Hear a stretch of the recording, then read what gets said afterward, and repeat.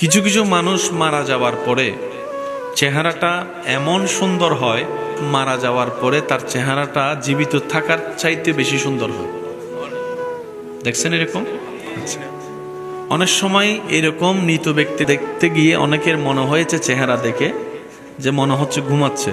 কেউ কেউ সেই চেহারা দেখে এসে বলছে তার চেহারা দেখে মনে হচ্ছে মুস্কি মুস্কি হাসতেছে। আবার অনেকের মুখে এমনও শোনা যায়, বলে যে এত সুন্দর করে ওনাকে শোয়ানো হয়েছে, উনি শুয়ে আছেন, চেহারাটা দেখে মনে হচ্ছে একটা পুতুল শুয়ে আছে। এই বাস্তবতাটাও পৃথিবী দেখেছে। আবার কিছু কিছু মানুষের মৃত্যুর পরে চেহারা এমন ভয়ানক হয়, জীবিত থাকতে হয়তো সে বিশ্ব সুন্দরী ছিল, কিন্তু মৃত্যুর পরে চেহারাটা এমন ভয়ানক হয় নিজের পরিবারের মানুষ পর্যন্ত দেখার সুযোগ পায় না। দেখার ইচ্ছা থাকলেও ভয়ের কারণে দেখতে পারে না। মনে রাখবেন, একজন মানুষের জন্য, একজন মুসলমানের জন্য দুইটা বিষয়ে কম্প্রোমাইজ করা কখনোই ঠিক নয়। একটা হচ্ছে জীবন নিয়ে কম্প্রোমাইজ, আর একটা হচ্ছে ঈমান নিয়ে কম্প্রোমাইজ। সবকিছু নিয়ে কম্প্রোমাইজ চলবে। আমার মোবাইলটা নিতে চাও, নাও, কারণ সেটা ব্যাক আসার সুযোগ আছে। জীবনের একটা সেকেন্ড চলে গেলে সেটা আর ব্যাক আসার সুযোগ। তো কারো জন্য ব্যতীত মন নিয়ে আজীবন কান্না করে সময় নষ্ট করার মতো বোকামি আর কিছু হতে পারে? জীবন নিয়ে কোনো কম্প্রোমাইজ চলবে। আর একটা হচ্ছে ঈমানের ব্যাপারে কোনো কম্প্রোমাইজ চলবে। সেটা ভাই হোক, এটা বাপ হোক, এটা মা হোক, এটা চাচা হোক, এটা সন্তান হোক, ঈমান সবার উপরে। সুবহানাল্লাহ বলা যাবে? আর একটু জোরে বলেন। ঈমানের ব্যাপারে কোনো কম্প্রোমাইজ, জীবনের ব্যাপারে কোনো কম্প্রোমাইজ। এই দুইটা বিষয়ে যারাই কম্প্রোমাইজ করেছে তাদের দুনিয়াও শেষ, আখিরাতও শেষ। আল্লাহ তাআলা আমাদেরকে একটু বুঝার তৌফিক দান করুন। আমিন। এই মৃত্যুর সম্মুখীন একদিন সবাইকে তো হতে হবে। একটা সময় ছিল দাড়ি পাকলে মানুষ বলতো যে না, এখন টাইম আসছে চলে যাওয়ার।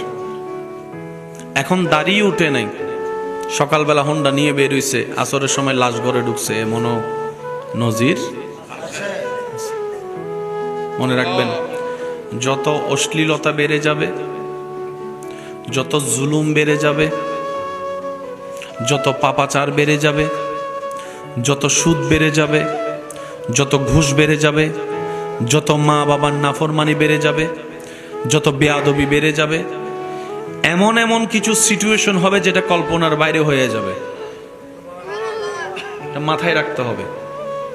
কারণ জমিন কি আমাদের না আল্লাহর? আওয়াজটা আর একটু বড় হবে। জমিন কি আমাদের না আল্লাহর? আমাদেরকে সৃষ্টি করেছেন কে? ওই আল্লাহকে খুশি করে চলার মতো জীবনই আনন্দের জীবন, এটাই সুখের জীবন। বলেন সুবহানাল্লাহ। তাহলে একটা বিষয় নিয়ে কারো কোনো দ্বিমত নাই, সেটার নাম কি? মৃত্যু। বলেন না, সেটার নাম কি? এক। দ্বিতীয় নম্বর কথা মনে রাখবেন, যে দলেরই হোক, যে মতেরই হোক, যে ধর্মেরই হোক, যে নীতিরই হোক, ধনী হোক কিংবা গরিব হোক, সবার চাওয়া কিন্তু একটাই। সেটা কি? একটু সুখে থাকতে চায়।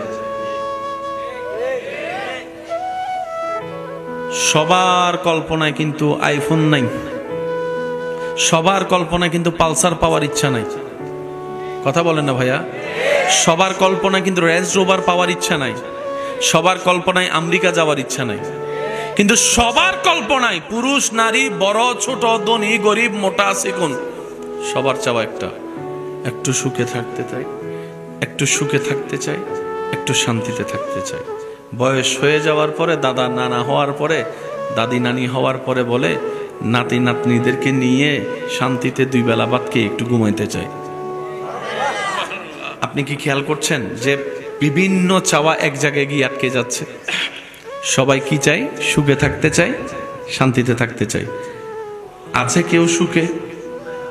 আওয়াজ দেন না রে ভাই। সত্যিকার ভাবে আছে কেউ সুখে? সবাই সুখের অভিনয় করে। একটু মনোযোগ চাইবো আমি আপনাদের। সবাই সুখের অভিনয় করে, কারণ ওই যে ফর্মালিটি। আপনি যদি দৈনিক 100 জন মানুষকে কেমন আছেন প্রশ্নটা করেন, সবারই কমন উত্তর পাবেন, ভালো আছে। সবাই উত্তরে কি বলে? আসলে কি ভালো আছে?